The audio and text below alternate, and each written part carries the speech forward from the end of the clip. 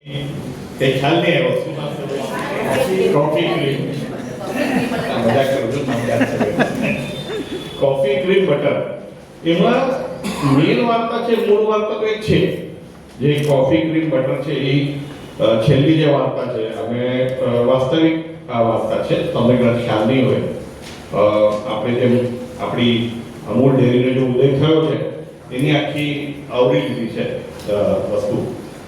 પણ બીજી બી ઘણી વાર્તા છે અને એમાં જે શરૂઆતની વાર્તા છે પેલી બહુ જ સરસ છે અને ભાવ છે વાવ વાવ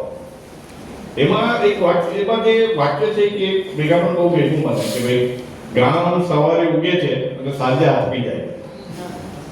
એટલે એક પરિપ્રેક્ષમાં તમે જુઓ કે ભાઈ એક ગામ આપણે કેવું હતું અને હજુ હવે તો એવો નથી રહ્યા પણ એક એટલું જ હોય એટલી જ એની આપણે કે ને આખું હોય ગામનું કે સવારે ઉગે અને સાંજે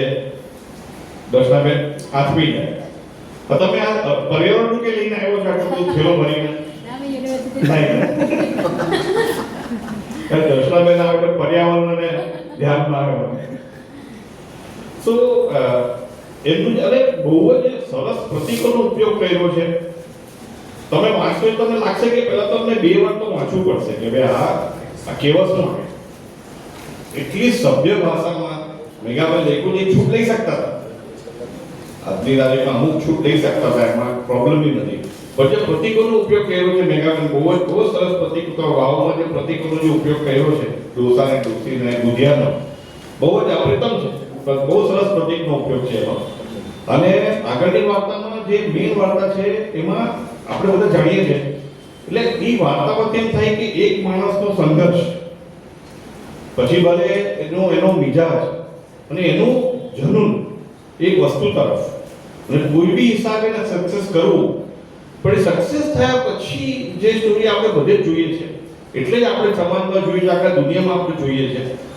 જે જનૂનથી કોઈ વસ્તુ તમે આગળ વધારો અને એ તમને એનું ફળ મળે સક્સેસ મળે પછી એ તમે વેચો નહીં ને એને એટલે એની પડતી શરૂ થતી હોય છે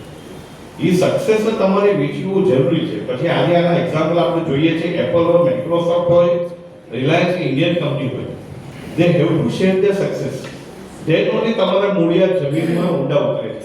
તમે સક્સેસ જો એને વેચો નહીં ને તમારા એ સક્સેસના મૂળિયા ઊંડા ઉતરતા નથી અને મૂળિયા ઉતરતા નથી તો એ ઝાડ ફેંકાઈ જાય છે અને એ જે સ્ટોરી છે કે જે જનૂનથી અને અંગ્રેજો સામે બી ઊભા રહીને જે સંઘર્ષ કરી ને પહેલા આ કંપની કોફીમાં હતી પછી આપણે બટરમાં આવી એટલે કોફી બટર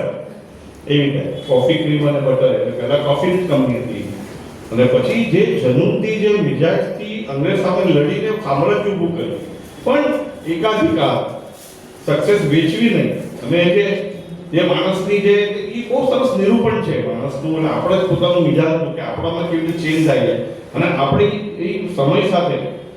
અને આપણા બીજા લોકોને ભૂલી જઈએ છીએ કે ભાઈ આપણી સક્સેસમાં આપણા સમાજનો આપણા દેશમાં બધાનો ભાગ છે you cannot be absolute power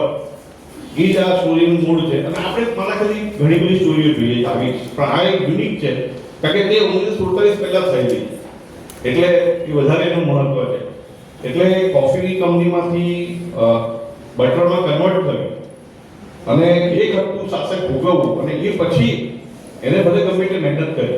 એનો બી પ્રોબ્લેમ નથી એને બી પણ એ જે લગાવ છે એ લગાવ જનૂન અને પછી પાગલપણમાં કેવી રીતે કન્વર્ટ થઈ જાય છે અને ધેટ ઇઝ હાર્મફુલ